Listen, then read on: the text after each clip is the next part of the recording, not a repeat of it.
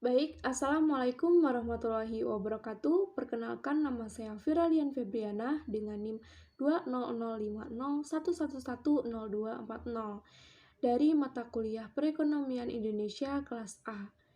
Jadi di sini saya akan menjelaskan tentang perkembangan UMKM dan koperasi, rekonstruksi dampak ekonomi di Kota Blitar, dan saat pandemi COVID-19. Baik, di sini saya akan menjelaskan pengertian UMKM. Jadi, UMKM adalah usaha mikro kecil dan menengah yang didefinisikan sebagai unit usaha produktif yang berdiri sendiri. Nah, biasanya UMKM ini dilakukan oleh perorangan atau badan usaha yang bekerja di sektor ekonomi. Nah, terdapat perbedaan loh di antara UMKM, usaha kecil, usaha menengah, dan usaha besar. Nah, perbedaannya pada umumnya bisa dilihat dari nilai aset awal yang bukan termasuk aset atau tanah atau bangunan. Selain itu bisa dilihat dari omset rata-rata per tahun maupun jumlah pekerja yang tetap. Nah, untuk selanjutnya di Indonesia definisi UMKM juga diatur dalam Undang-Undang Republik Indonesia tahun 2008 nomor 20 pasal 1 yang membahas tentang usaha kecil adalah usaha ekonomi produktif yang berdiri sendiri yang dilakukan oleh perorangan atau badan usaha yang bukan merupakan anak dari perusahaan baik mau baik langsung maupun tidak langsung dari usaha mikro atau usaha besar yang memenuhi kriteria usaha kecil sebagaimana yang diatur di undang-undang tersebut. Selanjutnya, pengertian koperasi.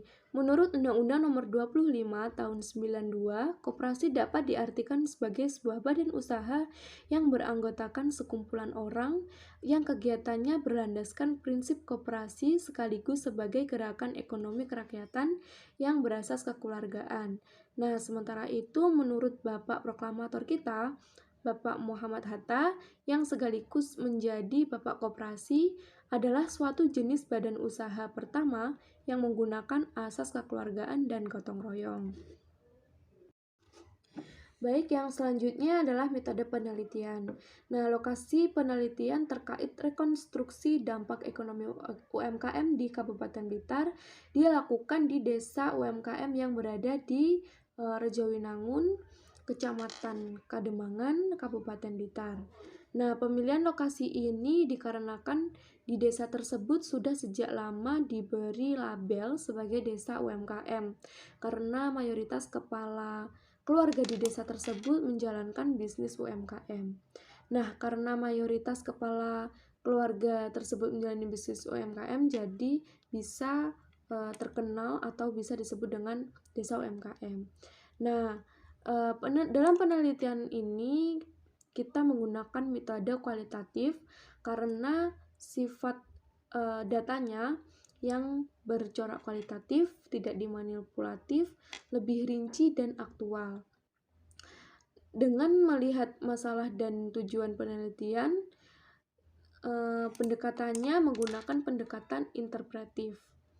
Selain tulisan dan perilaku dari informasi pada lokasi penelitian, fokus penelitian ini adalah untuk menggali informasi untuk memahami dan menganalisis pendapat informan tentang dampak ekonomi di tengah COVID-19 pada UMKM di Kabupaten Blitar, Desa Rejowinangun.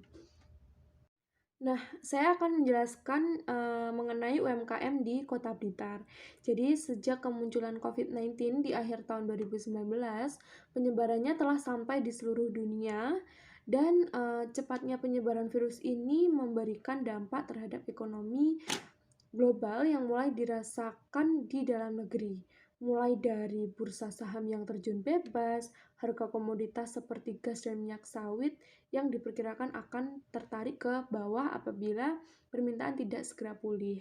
Nah, saya di sini akan menjelaskan terjunnya omset dari kampung wisata di salah satu desa Rejowinangun yang bernama Kampung Coklat.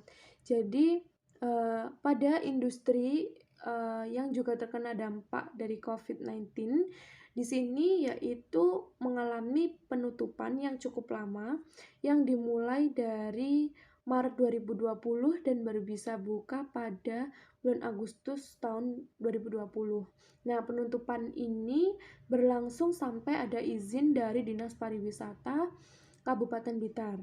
Nah, penutupan sejumlah kawasan pariwisata di Kabupaten Blitar memiliki efek domino terhadap sektor UMKM karena banyaknya wisata yang tutup mengakibatkan pemilik usaha UMKM di bidang makanan kesulitan untuk mendistribusikan dan menjual dagangan mereka. Nah, di sini saya akan menjelaskan dari gambar di samping. Jadi, diketahui bahwa dampak penurunan pariwisata terhadap UMKM yang bergerak dalam bidang usaha makanan dan minuman makro mencapai 27%. Kemudian dampak terhadap usaha kecil makanan dan minuman sebesar 1,77% dan usaha menengah berada di angka 0,07%. Nah, padahal selama ini dalam perekonomian Indonesia, usaha mikro, kecil, dan menengah memiliki peran yang strategis. Dilihat dari data Kementerian Koperasi dan Usaha Kecil dan Menengah Indonesia pada tahun 2018 menunjukkan jumlah unit usaha UMKM sebanyak 99,9% dari total unit usaha atau 6,9 juta unit, dan selama ini UMKM telah menimbulkan